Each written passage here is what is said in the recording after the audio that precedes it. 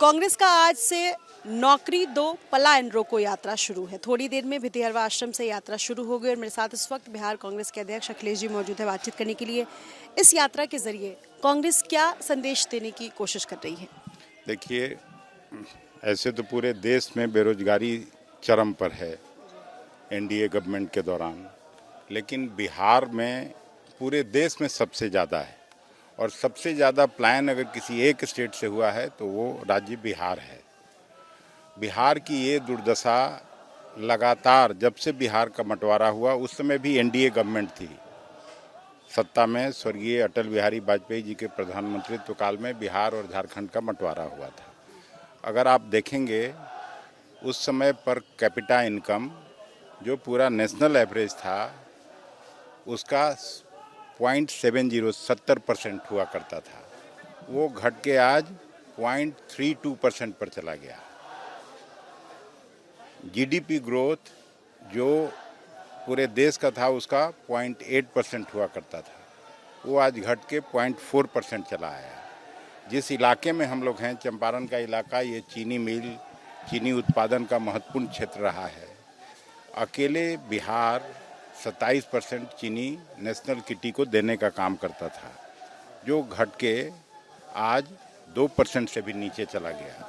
तो बिहार में इस यात्रा का विशेष महत्व इसलिए है कि जो लोग पढ़ लिख के डिग्रियां ले रहे हैं उनको नौकरी नहीं है और लगातार यहाँ से पलायन जारी है। पब्लिक सेक्टर में जो इन्वेस्टमेंट एक समय पहली पंचवर्षीय योजना, दूसरी पंचवर्षीय योजना में अगर आप देखे होंगे तो रांची में, हटिया में खाद का कारखाना, फिर बरौनी में, तो वो सब 60s तक हुआ, कांग्रेस पार्टी का हुकूमत था। अब कोई एक इंडस्ट्री नहीं है। सारी जो इधर चीनी मिलें थीं, सभी चीनी मिल के चिमनी से धुआं निकलना बंद हो गया। इस कारण इस यात्रा का महत्व और विशेष करके है, इसलिए छात्र और नौजवान एनएसयूआई यूथ विंग ये यात्रा निकाल रहा है। हम उनको न केवल अग्रिम बधाई देते हैं, शुभकामना देने यहाँ आए हैं, बल्कि उसमें पूरी शक्ति से, पूरे सामर्थ्य से पूरी पार्टी लग के इस यात्रा को सफल बनाएगी। उस इशू को कई सवाल हैं इसके साथ साथ आपने नौकरी दो पलायन रोको यात्रा की शुरुआत की है और इसे कांग्रेस का एक मतलब इन होल एक यात्रा के तौर पर देखा जा रहा है। एक सवाल है कि आपने इस यात्रा के नेतृत्व के लिए कन्हैया कुमार को क्यों चुना है? क्या लगता?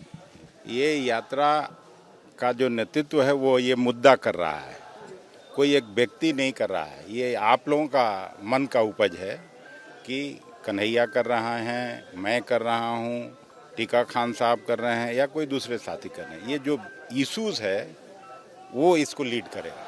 ठीक है, ठीक है। आप चूंकि नौकरी और पलायन ये दो ऐसे मुद्दे हैं जिसको लेकर आपकी जो महागठबंधन की साथी पार्टी है आरजेडी, वो भी लगातार हमलावर है सरकार पर। और हमने देखा कि तेजस्वी ने भी थोड़े दिनों पहले इस तरीके की यात्रा की थी, जन विश्वास यात्रा, और तमाम मुद्दों को लेकर। सवाल ये है अखिलेश जी आपसे, क्योंकि आप अभी भी महागठबंधन का हिस्सा है, आप और आरजेडी यानी कांग्रेस और आरजेडी एक साथ एक प्लेटफॉर्म पे आकर इस मुद्दे को क्यों नहीं लड़ रही है? अपनी अपनी पार्टी का प्रोग्राम सभी लोग करते हैं। जनता दल वो अपना अलग कार्यक्रम करती है, भारतीय जनता पार्टी अलग कार्यक्रम करते हैं, या उनके साथ जो और छोटी 2-3 रीजनल पार्टियां हैं वो अलग प्रोग्राम करती हैं। तो हम लोग अपनी अपनी पार्टी को स्ट्रेंथन करने के लिए अलग कार्यक्रम करते हैं। मैं भी यात्रा किया था, उस समय तो ये सवाल आपने नहीं पूछा मुझसे, उस समय तो ये सवाल किसी ने नहीं पूछा। मैं 1000 किलोमीटर का लंबा यात्रा किया था।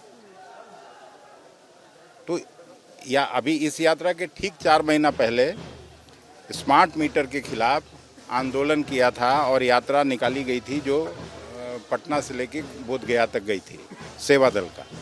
तो उस समय ये सवाल क्यों नहीं, आज ये सवाल क्यों? आपने कहा मुद्दा इम्पोर्टेंट है, पलायन इम्पोर्टेंट है, नौकरी इम्पोर्टेंट है, तो इस मुद्दे में क्या बाकी सहयोगी दलों के साथी भी आमंत्रित करेंगे? आप चाहेंगे कि वो लोग भी आए, साथ दें? आए तो हम लोग स्वागत करेंगे, इसमें कहाँ दो राय है। आएंगे तो कोई भी आए इसमें हम लोग स्वागत करेंगे। क्या क्या और मुद्दे हैं नौकरी और पलायन, जो कि ये चुनावी साल है, आप भी प्रवेश कर रहे हैं, कांग्रेस प्रवेश कर रही है चुनावी साल में? एक किसानों की समस्या है।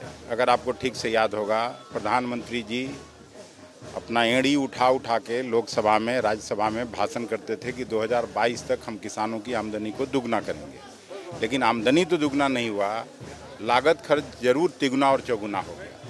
और मैंने जो बातें कही चीनी उद्योग के बारे में, वो भी ज्वलंत समस्या है। कांग्रेस पार्टी लगातार कह रही है, सरकार से अनुरोध करती है, सवाल उठाती है कि आप न्यूनतम समर्थन मूल्य जो एमएसपी देते हैं उस पर कानून की गारंटी दीजिए। हम जानते हैं कि 70 से 80 लाख मेट्रिक टन राइस का मार्केटेबल सरप्लस बिहार में है, लेकिन प्रोक्योरमेंट क्यों नहीं होता है? और प्रोक्योरमेंट नहीं होने के कारण आज यहाँ के किसानों को डिस्ट्रेस सेल में जाना पड़ता है। तो ये बड़ा मुद्दा है। छात्र नौजवान कहीं यही बिहार था, नालंदा यूनिवर्सिटी हुआ करती थी, पूरे दुनिया से छात्र यहाँ पढ़ने आते थे, और अभी इंस्टीट्यूशंस ख़त्म होते जा रहे हैं। पढ़ाई लिखाई दवाई सब कमाई सारा ख़त्म हुआ, तभी तो प्लान हो रहा है, तो उसको दुरुस्त करने की ज़रूरत है। बहुत शुक्रिया थैंक यू। बातचीत करने के लिए। अखिलेश प्रसाद सिंह इस वक्त आपको नजर आ रहे हैं कैमरे में, और चूंकि तमाम वो कांग्रेस के कार्यकर्ता जो आज बेतिहरवा आश्रम पहुंचे हैं नौकरी दो पलायन रोको यात्रा के तहत, हालांकि क्या गठबंधन के बाकी दलों को इसमें शामिल किया जाएगा, इस पर उन्होंने साफ कहा कि अगर वो आते हैं तो स्वागत है।